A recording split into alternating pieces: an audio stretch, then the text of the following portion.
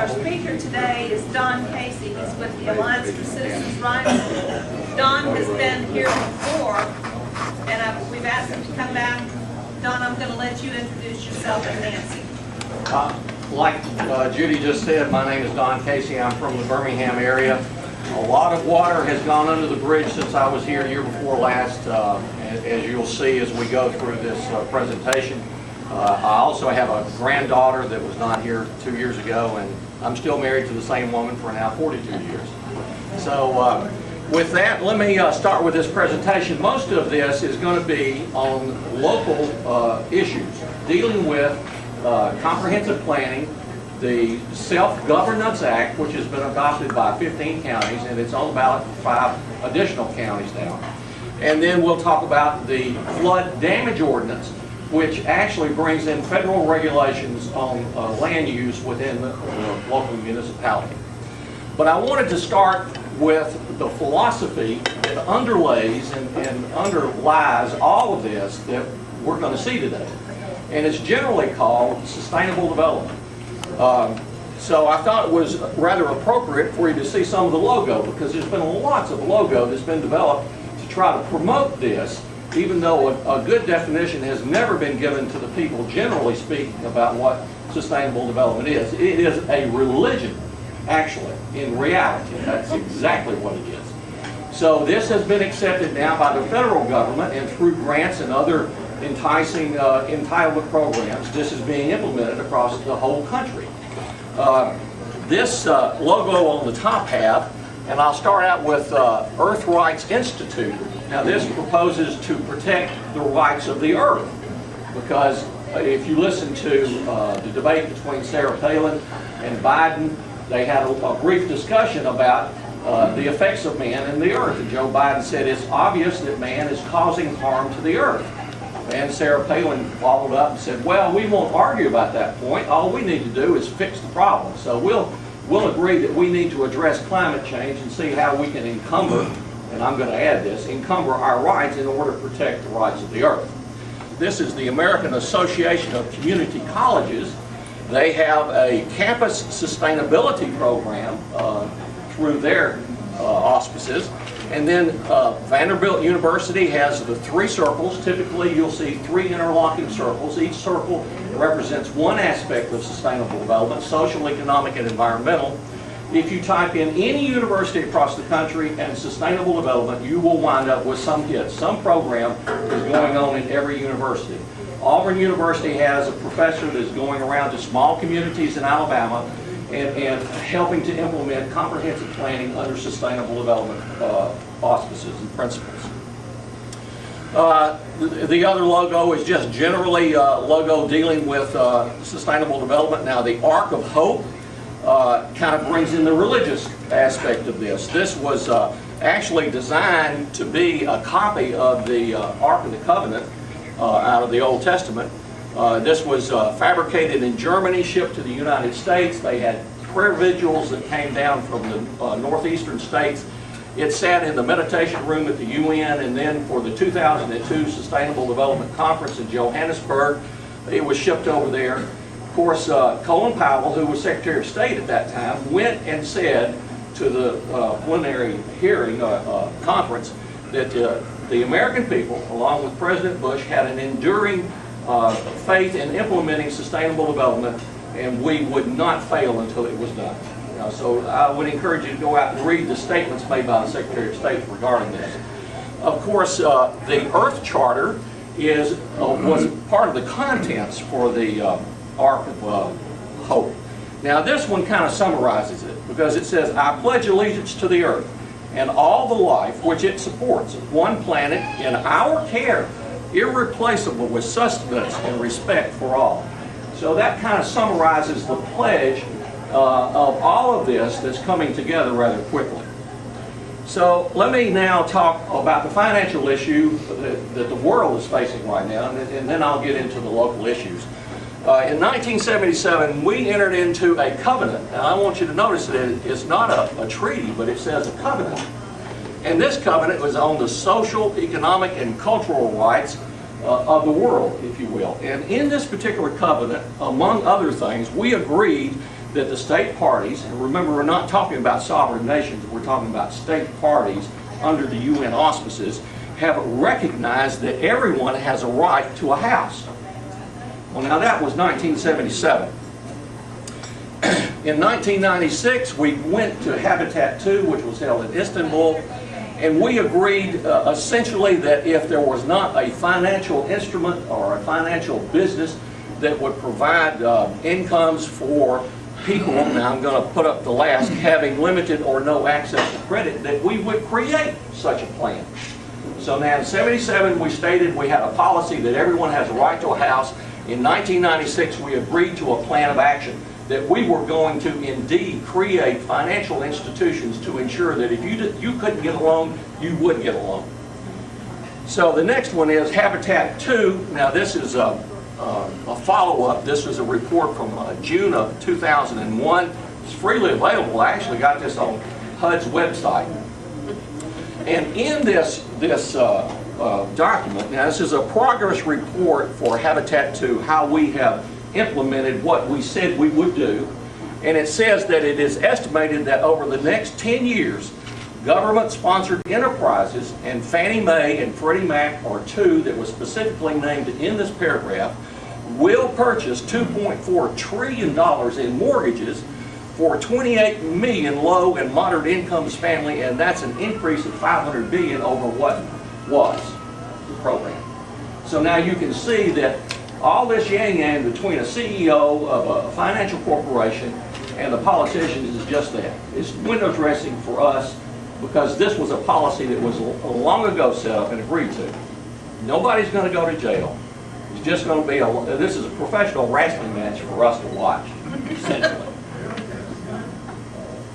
Okay, there's several other things that we need to look at before we get down to, got it closer to you.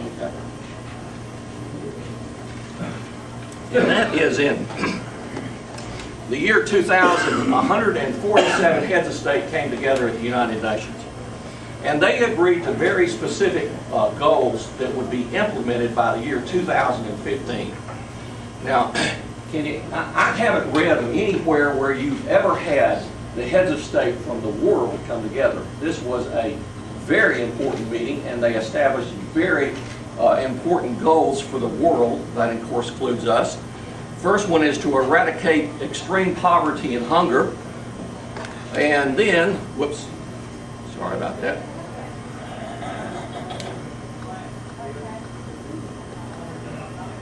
And then we're going to ensure that sustainability is implemented globally. So then in 2007, Obama, with bipartisan support, introduced the Global Poverty Act of 2007. He's literally going to take money out of our pocket and spend it for people across the world to eradicate extreme poverty. And he also says that he's going to introduce and integrate the principles of sustainable development into the policies and programs of the United States. So now we have the executive branch that has sent the Secretary of State over to South Africa saying that the President and the people want sustainable development. We have the judicial branch that has endorsed rulings from the ICC, International Criminal Court, and now we have a piece of legislation going through the third leg of our government, the legislative branch, to institute this on a global basis and in the United States. Now, at the local level, this is umbrella of sustainable development, comprehensive planning, limited home rule or self-governance is all part of this, and the flood damage ordinance is also part of this.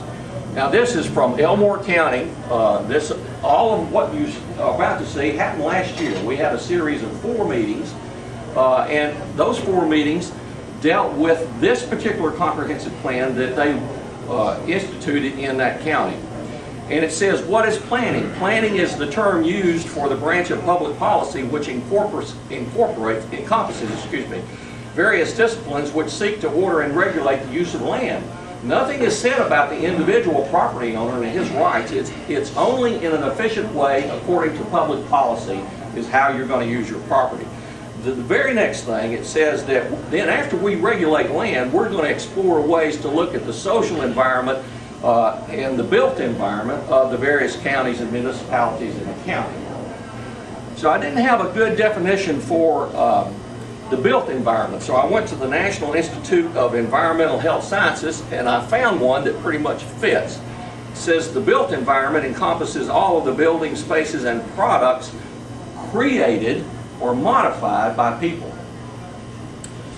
Now the social environment is also under sustainable development, and it says that this is a complex network of human interactions which operates for reasons of tradition, culture, business, pleasure, information exchange, institutional organization, legal procedures, and I want you to notice governance. We're not talking about government, we're talking about governance, human betterment, social progress, and the final one I want to emphasize is spiritual enlightenment. That's what social environmentalism is. So we're including everything that we do.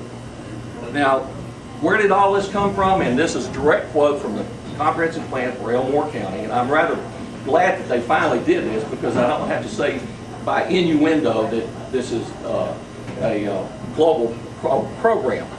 It says participants in the comprehensive planning process have issued a region or an authoritative or governing call for Elmore County's future to be developed under sustainable principles and balanced. Now, where did that come from? It says in the very next page, the term sustainable development was popularized in 1992 at the Earth Summit. President Bush went to Rio and signed this agreement in 1992. And we've had continuity across the presidents since then in the implementation of this process. So while the term sustainability is most often found at the forefront of discussions concerning natural resources, the theme of sustainability underlies what? All visions, everything that we do for Elmore County was included in this comprehensive plan. The comprehensive plan also included the 3 circles that we were talking about. You saw it from Vanderbilt University. And this is actually just a photo I took off of their comprehensive plan. The mayor of Eufaula in 2002, under the stewardship of the Audubon Society, is drawing the very same 3 circles on his white eraser board, and Eufaula is now a certified sustainable community in Alabama. And this was the last meeting that we held in the Wetumpka Civic Center. There was about 650 to 700 people at this meeting. We met a presentation about sustainable development and subdivision regulations. Now, the people were upset about the subdivision regulations because it encumbered their property rights. Usually when you begin to talk about subdivision, you think, well, there's a developer that's going to come in and he's going to set up and divide the property and sell it off in lots. That's not what it means anymore. It means that if you subdivide and you give 4 children a lot and you've got a 5th child, then your right to give that 5th child a lot is encumbered. Or you have to live up to roads, building roads on the property. Instead of just having a dirt driveway, you'd have to build it according to the county specifications. And this was encumbering their rights, and these people were upset about it. Now, in this county, they wound up 4 county commissioners were removed from office because the people were upset about what was going on. So, now, if you get into a discussion about sustainable development with a planner, and I imagine this guy right here can tell you that what I'm about to say is true, they have a whole new definition for every phrase that you will hear. And so if he's standing up here and he's giving you some kind of sales pitch on say freedom of choice, he knows exactly what he's referring to, but you don't have a clue. Now, this particular slide is from this book, and this is produced by the state of Minnesota. It's their publication, and on page 73 it gives the definition for freedom of choice. And this is very important to understand because you'll see this continuity throughout the rest of the presentation, dealing with new definitions assigned to phrases that you think are very familiar to you. Now, here's the definition. It says that freedom of choice, people should be able to choose where they live and do business as long as they pay the identifiable cost for those choices and do not impose unaccounted for costs on other people or nature now or in the future. Now, I know that most people wouldn't have a clue what I just said, but they know that's not freedom of choice. That's not what they consider freedom of choice. So I'm going to give you a pretty good definition of what this is referring to. If you crank your automobile in the morning, you have contributed to global warming, you've polluted the atmosphere for flowers, insects, and animals in and around where your exhaust is. Now, you haven't paid that identifiable cost by degrading their environment. You also have affected future generations of flowers, insects, and animals, and you haven't paid that identifiable cost. So all of this has to be added into the gasoline that you're burning in order for you to pay all of those costs associated with your activity. And this would be what Sarah Palin and Biden were talking about. Those costs have to be paid. Now, the Elmore County Comprehensive Plan says that it's going to have self-governance. Self-governance is anticipated to provide the tools necessary to address concerns about the future. Now, it uses governance 9 times. If you go and read some of the speeches from Sarkozy from France, or from Paulson, or from Brown from England, you'll find that he's not talking about government. They use the word governance, and this word has crept into our vocabulary quite easily, and we don't know what it means. The actual definition of governance is that it is a framework of rules and institutions and practices that set limits on the behavior of individuals, organizations, and companies. Now keep that in mind, because it is very important, because it leads right into local self-governance that 15 counties have already adopted. And if you go to now the Association of County Commissioners of Alabama, and this, by the way, is just a screenshot of their website. This is exactly what you would look at if you saw their homepage currently. And you scroll down and it says promoting self-governance in Alabama. And if you click on that, then it takes you to the next page. And here it is, and it lays out all of the various aspects of authority that is granted to the county commission, because the people have voted this in. And now they have the right, the county commission has the right, to enact ordinances dealing with the behavior of individuals. This is a reorganization of the county government and structure. We no longer have a situation where the elected officials are responsible to the people. It's that the elected officials are expected to establish rules and regulations to govern our behavior. So now, here are the 15 counties that have already done this. And the next part up here is Barber, Bullitt, Coosa, and Geneva counties will be the counties in this area. And indeed, that's the only ones that have it on the ballot now that will be voting for this. Now, the ballot language to me is extremely deceitful. And these photographs, by the way, are from Tuscaloosa County, because once the people in Tuscaloosa County found out that they had voted in self-governance, they were quite upset. And here is what they voted on in their election. It says, shall the provisions of Act 2005-200, and by the way, they didn't even have in my estimation, the guts to put it on the ballot, because 2005-200 is by name the Limited Self-Governance Act of Alabama. They didn't even want you to know. They just wanted to put the number up here. And it says that this act authorizes the county to abate certain health and safety nuances to be applicable in the unincorporated areas of Tuscaloosa County. Now, this is what the majority of the 15 counties voted on. Now, the 5 counties have some of the 5 counties have a little bit better explanation, but they truly don't know that they have changed the organizational structure of their county government. Now, once the people have voted this in, then by an affirmative action, it restructures the county. For instance, Marshall County was the very first one that adopted the junk ordinance, which has resulted in the merger of the legislative, executive, and judicial branches into one governmental body. Under the junk ordinance that's passed by under the authority, the Marshall County Commission becomes the judge, jury, and executioner of limited self-governance, a very moving behavior modification program. All right, here is what happens if they adopt the model ordinance that is sent out by the Association of County Commissioners. And this was adopted in Marshall County. It says a code enforcement officer may enter your property without a warrant, declare your personal property junk, require that you dispose of that property within 10 days. Failure to comply results in a fine of $150 a day, and that's capped at $5,000. But court costs and all the other fees associated with this would escalate it well over that. We estimate probably $12,000 to $15,000. An appeal to a judge is not authorized in this ordinance.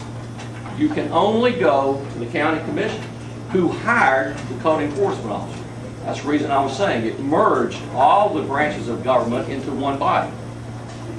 The code enforcement officer, the eyes and ears of the county commission, makes the final determination regarding the disposal of your junk and your personal property. Now, that's kind of in a nutshell what this junk ordinance is. Now, I want to kind of bring this home and talk about how this has been applied. Now, this gentleman, his name is Moss Downer. At the time this picture was taken, he was 80 years old.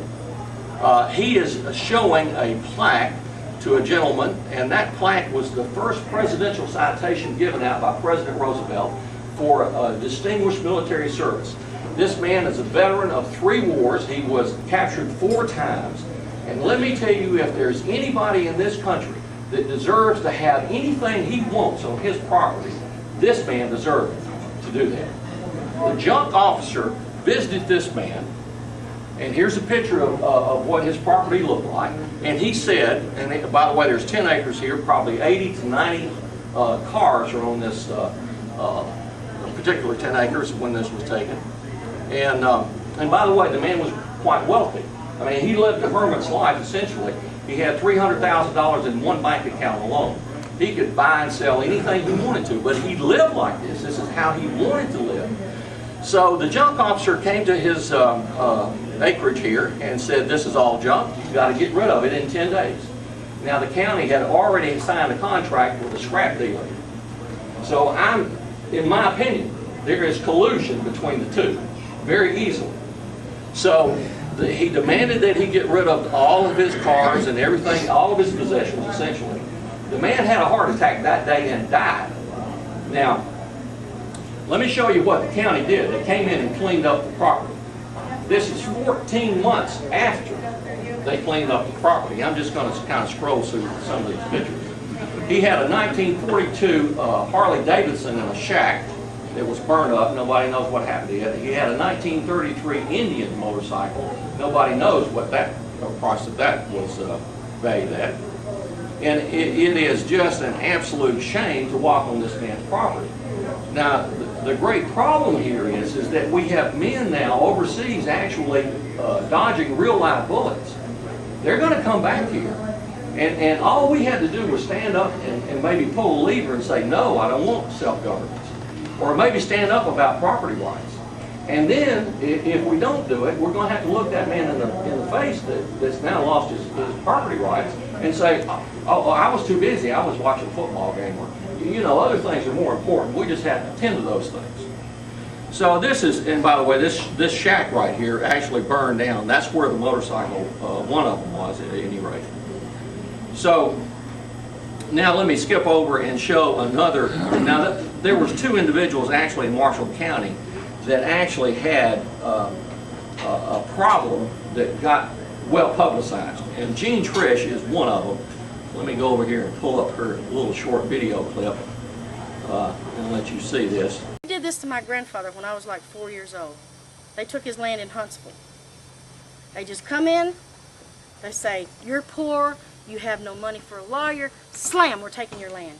And we had to go. I remember the wrecking ball coming and destroying my grandfather's house.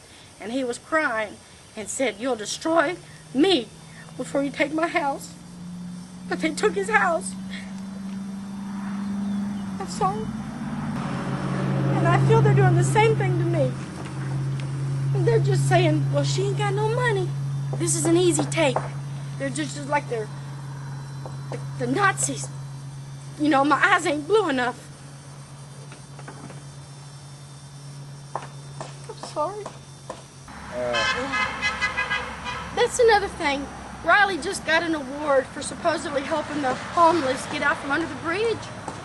Well, then why are you trying to take my humble home and put me there? Because that's the only place I got left is under the bridge if they take this from me.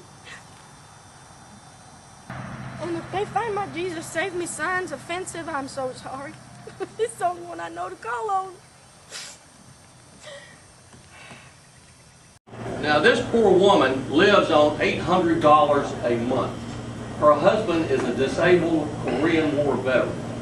She received a visit from the code enforcement officer. Supposedly, the people next door, and this is a very rural section of Marshall County, had complained about her belongings on her property. She has such a small income that she actually collects trash off the road, and when you watch the DVD, you'll see some of the windows and other things that she's put in her house to make it more livable and accommodate the two of them. At any rate, the people next door complain. Well, they have a $300,000 house. She lives in a trailer. And when you see the picture of the trailer, it looks like a house. It's had a roof put on it. It doesn't look like a trailer at all. It's rather nice. But I can imagine that if somebody bought her 10 acres, tore down her trailer, and then built a $2 million house, they would say the $350,000 house is junk. And I want somebody to come out and look at that property because it needs to be removed. There is no end to this. This puts one property owner against another. And this poor woman wound up having her property declared junk-free because her story got on the news. It was told on the Huntsville television station, and people literally came from all across North Alabama to help her clean up her property. At this point, the county commission did not want to say a word about what her property looked like. Now, the stipulation in this ordinance says that if another complaint comes in for the next 12 months, then all fines are reinstated without any appeal, without anything being said, and she can still lose her property. Now, if you want to see a video dealing with the controversy in Tuscaloosa County over this, go to Google Video, type in Samantha and Tuscaloosa County, and you'll see a 12 to 15 minute video where a county commissioner is being grilled at a community meeting dealing with the very same junk ordinance. So, by the way, we have DVDs which have 6 property rights abuse cases in Alabama. Those 2 cases, Moss Dalrymple and Gene Trish, are on this DVD. I encourage everybody to get a copy and give as many out of these as you possibly can. We need desperately to have good legislation passed to protect our property rights in this state. Now let me continue on and talk about the flood damage ordinance. Virtually nobody has any idea about this flood damage ordinance. And I want to make the point here that FEMA, just like all other federal agencies, began their sustainability program. Here is the Sustainable Redevelopment Program was begun in November of 1998, very formally. Just want to make that point. And by the way, the logo up here is off of the FEMA's website, so we have the 3 circles. Indeed, they're incorporating the principles of this in everything they do. Now, in 2002, the Federal Emergency Management Agency produced a program description. And this describes the flood damage ordinance and the flood insurance program for this country. Now, the reason I have this up here is because local government will tell you that it is mandatory that we adopt the flood damage ordinance. That is not true, as you will see in a very few minutes.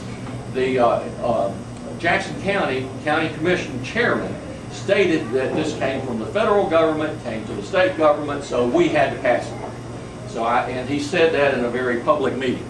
Now, on page 3, it says that in exchange for subsidized insurance, the local governments are expected to adopt rules and regulations to protect buildings and other structures under their jurisdiction. It is in essence that carrot, that bag of money, and it's availability. There's no guarantee that you're going to get this flood insurance. It's just available. And guess what? Then we've got a whole lot of federal enforcement codes that you have to adopt. Next, the community participation in the National Flood Insurance Program is voluntary. That's on page 12. It's just as black and white as it can be. The flood damage ordinance that's adopted at the local level across the state of Alabama says that the legislature of the state of Alabama authorized local governments to adopt these ordinances. It doesn't say anything about mandatory. This is strictly a voluntary program. And who designates the floodplain, or where the flood is supposedly supposed to occur? And of course, that's up to FEMA. And in addition, it says that the accompanying maps, other supporting data, any revision thereto are adopted by reference and declared part of this ordinance. Now consider that any revision in the future, and you don't have a clue what that is automatically made part of this ordinance without you ever voting on it, ever reading it, ever knowing what's in it. It's automatically part of it. Now, the reason I bring in the bailout bill is because there's been a lot said about it, but nothing any concrete about what's actually in the bill. So now here is Henry Paulson, who is Secretary of the Treasury. He was, by the way, CEO of Goldman Sachs, and he was chairman of the Nature Conservancy. Now, when he was on the board of directors for the Nature Conservancy, he took $32 million plus and went down and bought a parcel of land in South America and gave it to the Nature Conservancy without stockholder approval. There was a lot of controversy about it at the time, but nothing was ever done. Of course, after he gave it to the Nature Conservancy, he was elevated to chairman of the board. He is now, of course, just Treasury Secretary. And it says in this act, that has just recently passed, that the purpose of this act is to protect the college funds, your retirement accounts, your life savings, and to protect the value of homes. So if he wants to write something that in his estimation protects the value of homes, it's automatically incorporated in FEMA's regulation. So without ever knowing that this was ever coming, we automatically adopted all of these regulations. Areas of special flood hazard may also include those areas known to have flooded historically. Naturally, if a creek floods, you're going to know about it because prior generations are going to have some knowledge of it. Or defined through standard engineering analysis or by governmental agencies. So we could have a computer geek sitting at a program looking at parameters that predict possible floods. The area may never have flooded, and it can be declared a floodplain. Or private parties but not yet incorporated into the flood insurance study program. And if you want to look at the lender processing services, this is a local, a private enterprise that draws up this. You need to go and look and see what their parameters are for determining where the floodway is.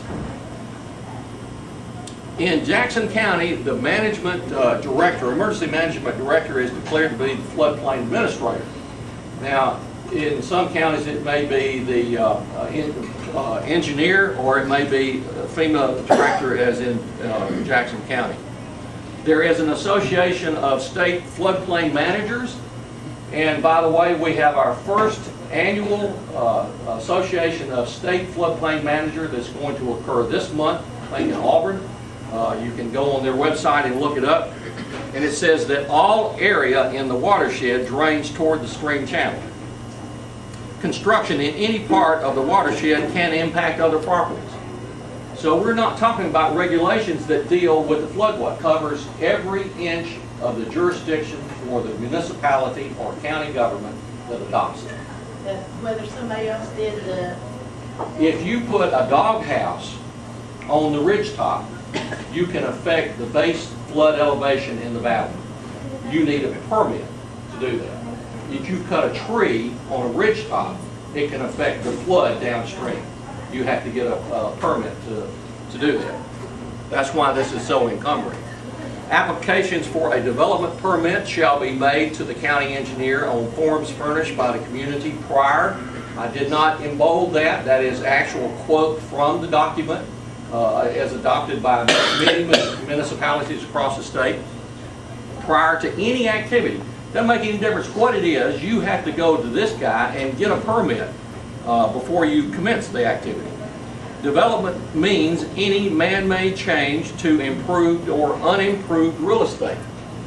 So anything literally that you do has got to go through this guy. Now, a lot of this is not being enforced currently.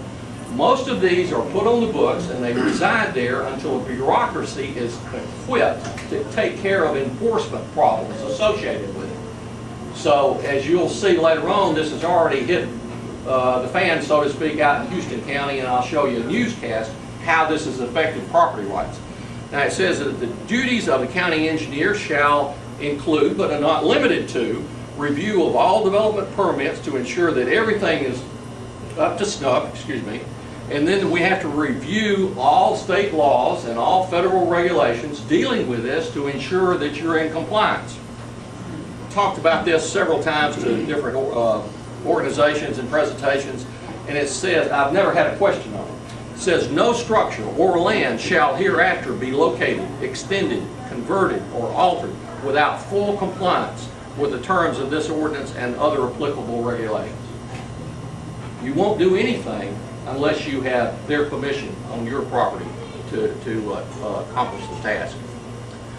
This one is in here because there was a woman that raised the question about campers. If a camper sits idle in one spot for 180 days, by this regulation, it has to be anchored as if it was a permanent structure. So if you had a campsite that was beside a creek, and you had construction workers that came and for an extended period of time following construction, their campers would have to be anchored down as if it was a mobile home. All subdivision proposals shall have public utilities and facilities such as sewer, gas, electrical, water systems located, constructed to minimize flood damage. And if you think of this as a UGB, an urban growth boundary, now, service area is generally the term now used because a urban growth boundary sounds draconian, it sounds restrictive. So they've now modified the phrase to include it as a utility service area. In other words, we're going to provide utilities within a given area, and as long as you reside within that area, you can have those utilities. But if you go on the outside of that boundary, you don't get electricity, you don't get water, you don't get sewer, you don't get all these other things. And if you don't have that, then you don't have an occupancy permit for the property. So this actually, and in Portland, Oregon, it has dropped the value of land on the outside of the utility service area. It actually goes through the floor, creates a shortage of property, and the value of the land goes through the roof on the inside. And there's a whole long section in the comprehensive plan for Shelby County dealing with this, because you have just taken the development rights away from the property owner on the outside of the UGB and completely decimated his right to develop his property. So we have to now set up some way of allowing him to recoup some of that, and transferable development rights is a phrase that's used in all this to placate that individual so that we can transfer his development rights to the area inside. And by the way, zoning ordinances no longer mean the same thing, because we have bonus density things going on inside. So we take his right to develop and we transfer that to apartment complex on the inside of the UGB, and now we can pack people in like rats in a very small area because of bonus densities that this guy has bought from the other person. Now this makes a commodity and a financial instrument, and we have banks being set up to transfer those certificates of transferable development rights from one individual to the other. It goes back to the 1996 plan of action. Next, in the interpretation and application of this ordinance shall be, remember shall, considered minimum requirements, liberally construed in favor of the governing body. The ordinance also says that if you follow to the letter everything that this individual says, you can't sue him. Even if you suffer damage from a flood, you cannot go back on the government. And it says right here that the judge is going to look at any controversy between you and an official, and he's going to automatically rule in favor of the individual, in favor of the government. Any person who violates this ordinance or fails to comply with it automatically faces a $500 fine. Each day is a new fine, so it's quite stiff in its penalties if you don't comply with it. Now remember, this is sold as availability of flood insurance. Now here are the written objectives, and I'm going to quickly run through them. To protect human life, to minimize the damage to public utilities, to maintain a stable tax base. Now we're not talking about a tax base as we have known it. We're talking about a tax base based on sustainable development principles, a whole nother presentation. Next, we're going to minimize expenditures of public money. We're going to minimize the need to go out and rescue somebody that's in a flood. We're going to minimize business interruptions. We're going to ensure that potential home buyers are notified that they live within a floodway. Think about what that does to property value by requiring that, or even saying that you're close to a floodway. And the eighth one, which actually is not included in any of the ordinances that I've seen. Now this came from the Arkansas, and they have the full-blown ordinance on their website. The ordinance as adopted across the state of Alabama does not include item 8, and it says to ensure that those who occupy the areas of special flood hazard assume responsibilities for their actions. Now at any point, the local government could come back and add that. Now how that would apply to the property owner, I don't know, but I'm sure that it would encumber your property rights much more stringent. Don't miss the point. Flood insurance is not one of the written objectives that you just saw. What you just saw was direct quotes from the ordinance. It wasn't to give you flood insurance. Section 1316 says, no flood insurance shall be provided, which the administrator finds has been declared by a duly constituted state, local zoning authority, or other authorized public body to be in violation of state or local laws, regulations, or ordinances which are intended to discourage or otherwise restrict land development or occupancy in flood-prone areas. This is not to provide insurance.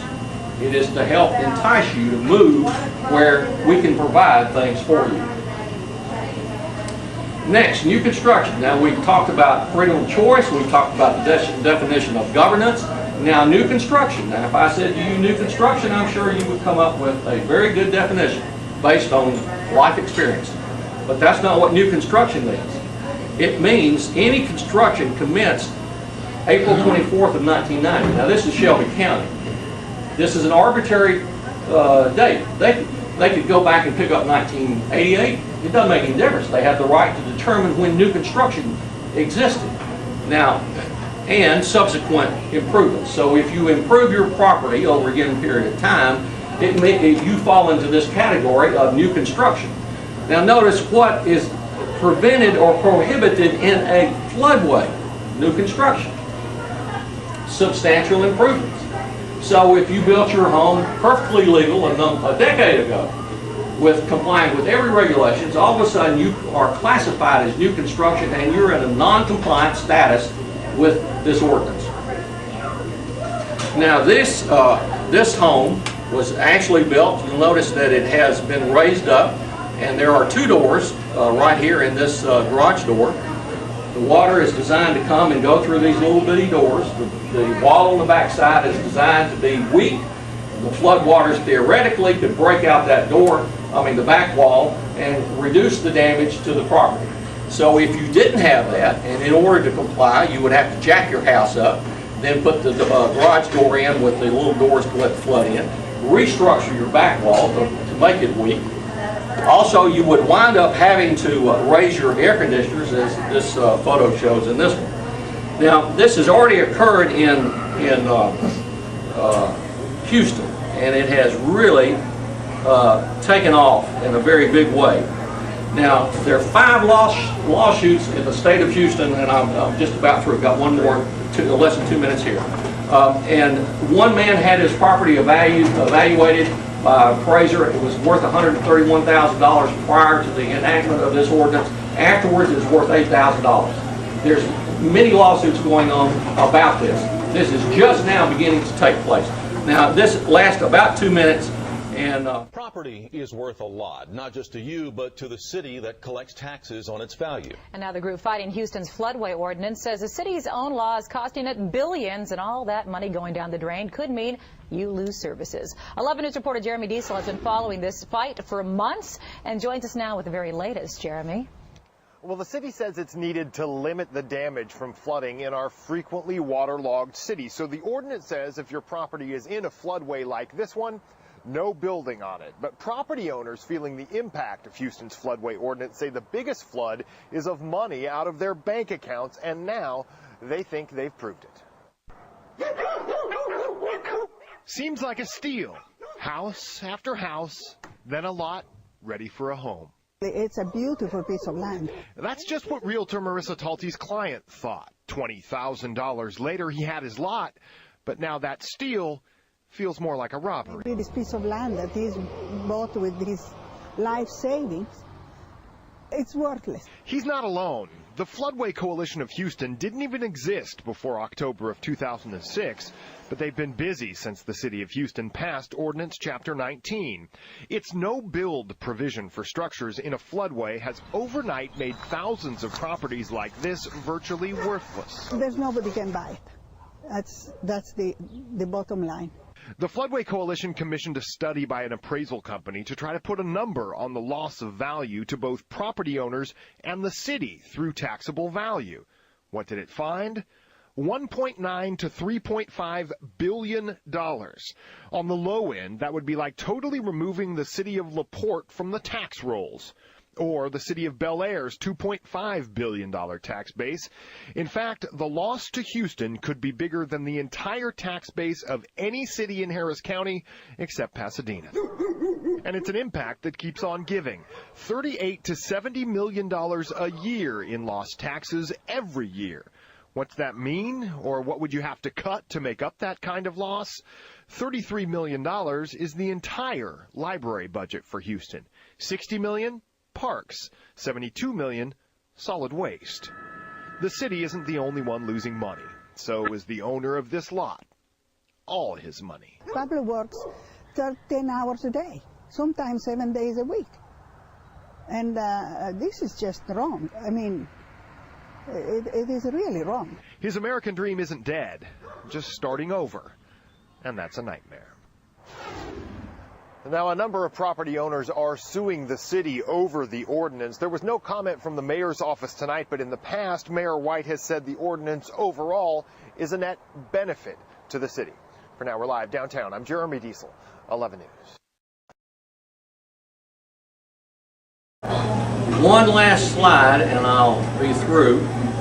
And I want to comment that the 1901 Constitution is the only Constitution in the United States that I know of that has 36 rights declared in the very beginning of it. There was a movement to do away with 16 of those rights over a 3-year period by rewriting the Constitution article by article.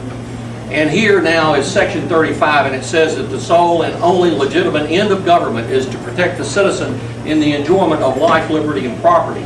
And that directly goes back to John Locke. It is not the phrase that you remember from the Declaration of Independence.